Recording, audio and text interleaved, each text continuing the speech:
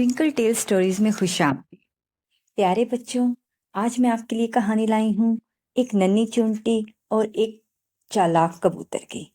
ये कहानी हमें सिखाती है कि दूसरों की मदद करना और शुक्रगुजार होना कितना अहम होता है। एक खूबसूरत दिन था।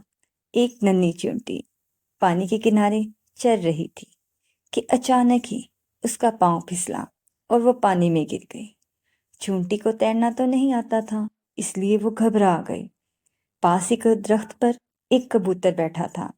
इसने नन्ही चूंटी को पानी में गिरते देखा तो फौरन ही उसके दिल में उसकी मदद का ख्याल आया। उसने अपनी चोंच से पत्ता तोड़ा और उसके पास गिरा दिया।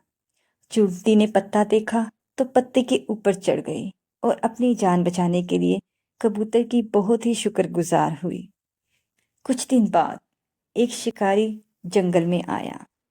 शिकारी ने दरख्त के करीब कबूतर को देखा तो वो उस पर जाल डालने ही वाला था कि अचानक चोंटी ने इसकी पैर में काट लिया। शिकारी की तवज्जो हटी, इसने जाल छोड़ दिया। कबूतर को खतरे का अंदाजा हो गया, वो फौरन ही उड़ गया। इससे हमें सबक मिलता है कि हमें दूसरों की मदद करनी चाहिए। अच्छाई हमेशा लौट कर आती